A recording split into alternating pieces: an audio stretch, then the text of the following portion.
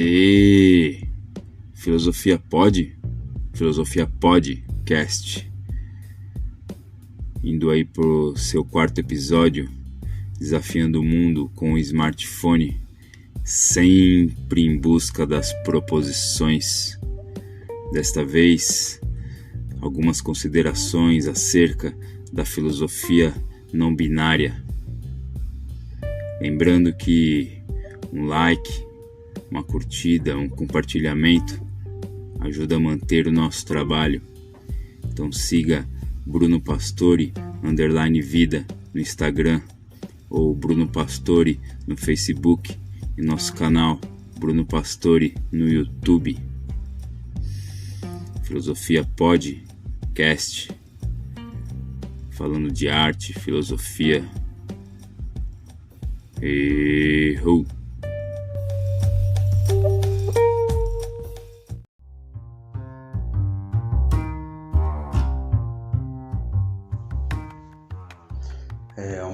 uma definição de ciência não binária, ou de filosofia, de construção de conhecimento não binária.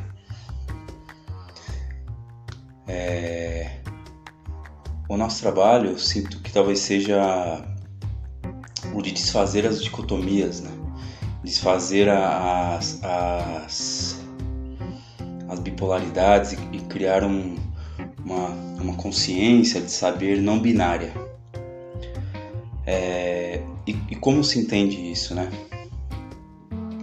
Imagine que Nietzsche identificou um sintoma de bipolaridade, né?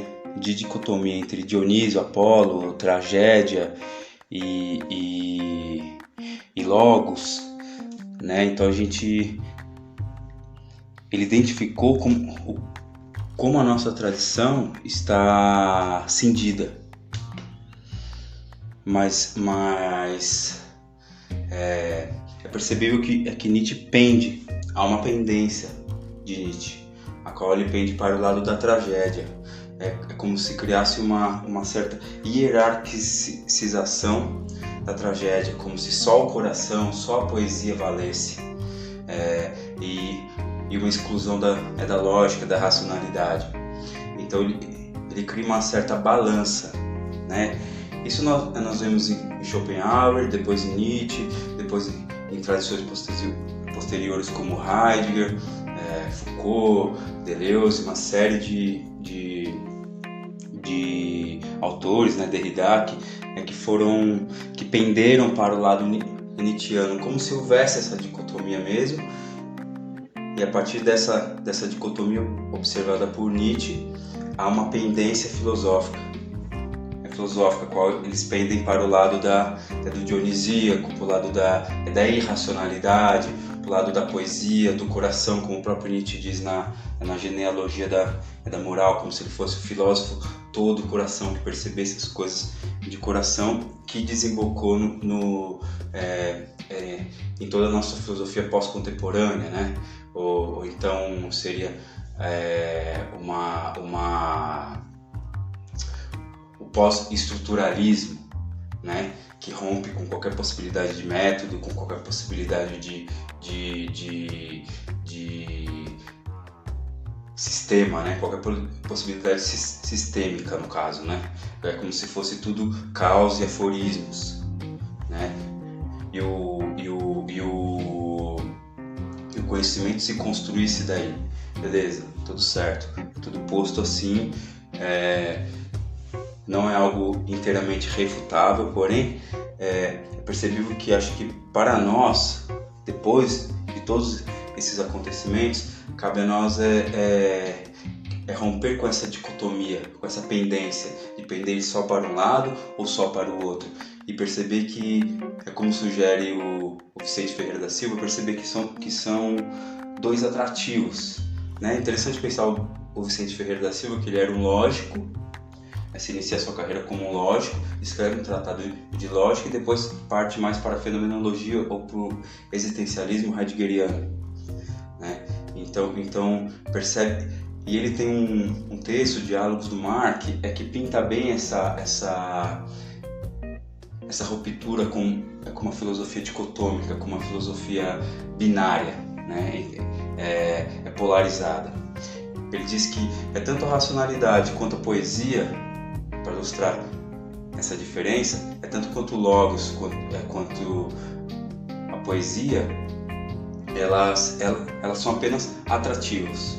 Estão aí no mundo, como atrativos, e cada um pende para cada lado, né? Não que uma é mais importante do que a outra, né? Vai da pessoa, vai do aparato fisiológico da pessoa, que se atrai por determinada inclinação, né? Digamos assim, por afetamento, inclinação, né? Tem pessoas que têm mais predisposição lógica e pessoas com mais predisposição poética.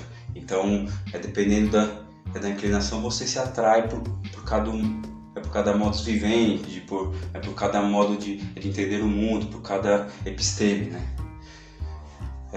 Agora, não que a gente vê, né, analisando pela possibilidade clínica, qual a psicanálise nos sugere, a psicologia nos sugere, nada impede tem uma brincadeira, né? Nada impede de um atleta ganhar a medalha olímpica de manhã de natação e tocar no recital de piano à noite. O que impede? Nada impede. Então, com treinamento, um lógico pode adquirir uma concepção poética da vida, assim como um poeta pode adquirir uma concepção mais racional. Então, não há essa dicotomia, na verdade, ela é mais tradicional do que real, né? É mais uma hipótese. Então, cabe a nós, como metodologia atual, de cessar essa ruptura, né? E ele até sugere aí no Diálogos do Mar, o Vicente Ferreira da Silva, ele sugere como uma possibilidade de nós seguirmos uma linha assim, percebendo que os dois eles são atrativos, de perceber que a própria racionalidade ela é uma plataforma para o advento da poesia, né? Uma não aniquila a outra. A poesia como a poesia é como hipótese, né? A própria técnica vem da poesia. Se a gente pega a história da filosofia, a própria racionalidade vem da poesia. A filosofia é fruto do fenômeno poético, né? Assim também a poesia, a racionalidade pode ser um lugar de ampliação da poesia do campo poético, então uma plataforma para acontecer a poesia. Então, só para ilustrar umas brincadeiras, é legal pensar que os cientistas também amam. Eles são apaixonados pela descoberta, por aquilo que eles acreditam. Você vê aquele filme do cientista que foi analisar um povo, o quanto que ele se relacionou com aquele povo, o amor que ele tinha, a paixão que ele depositava nos seus estudos. É que a metodologia da arte e da poesia é diferente do método científico, mas a paixão, a necessidade, o ethos é o mesmo, né? A existência é a mesma. O que muda é a moral, né? São os costumes, né? E que uma coisa pode se relacionar com a outra. Outra prova disso é que agora você vê o número de poetas no Instagram, né? Porque agora a ideia não é ser poeta de Instagram, mas como fazer poesia no Instagram. Você vê pessoas se exercitando para manter a poesia nesse mundo tecnológico, né? Então a gente pode se dizer que a tese heideggeriana de que a poesia ia superar a técnica é uma hipótese falaciosa, né? Não aconteceu. A técnica está aí cada vez mais se reinventando e nós temos que se adequar ao mundo tecnológico, senão a gente vai ser meio que banido desse mundo tecnológico. A gente vê a miséria aumentando, pessoas que não se adequaram ao progresso, ficando de fora, passando fome, e a tendência disso é cada vez mais aumentar com essas inovações biotécnicas e tudo mais, né? Então, esse vindouro heideggeriano, até marxista, de que o capitalismo ia falir, ia vir uma nova aurora de uma revolução comunista, de uma revolução da poesia, isso é uma certa falácia, né? Não não há, pragmaticamente, na realidade, não há fatos concretos de que isso irá acontecer. Mas também a técnica não irá suprimir a poesia, não irá suprimir o advento do ser, uma forma, porque na verdade a técnica na verdade pode ser, como se sugere como a hipótese do Vicente Ferreira da Silva, ela pode ser um lugar que amplia a poesia. A técnica na verdade nos serve para ampliar a poesia. Por exemplo, um carro, em 1 hora você está na praia para ver o mar, o aberto, o azul, viver a poesia, né? Em 1 hora você pega um carro, você tá... Então dizer que o carro é algo maldito, que é a técnica que veio para subverter o ser humano, imagina. A técnica pode ser um facilitador, a racionalidade, o logos pode ser um facilitador da poesia, né? Essas são hipóteses a serem verificadas. Então, entender que a poesia, a filosofia hoje é mais ou menos como uma costura, né? Ela fica ali entre o intermeio. Se a gente vê a própria imagem da costura, você faz um furo em um pano, como se o pano fosse a racionalidade e o outro a poesia. Você fura o lado da poesia e fura o lado da técnica. Fura o lado da poesia e fura o lado da técnica. E quando você puxa o fio condutor, você junta os dois lados. Então os dois lados se unem. E quando você olha de uma distância, eles são o mesmo pano, eles estão na mesma camada. É como levanta Vicente Ferreira da Silva, tanto o atrativo da poesia como o atrativo do logos, eles estão dados no mesmo plano, no mesmo campo ético, no mesmo campo existencial, estão aí no mundo, né? Então acho que o trabalho da filosofia hoje é fazer esse trabalho de costura, e você unir os lados, e quando você puxa o fio, que esse é a filosofia, fura tanto logos, fura tanto a poesia, e quando você puxa o fio, os dois lados se juntam. Então a linha de fronteira meio que se rompe, se borra, né?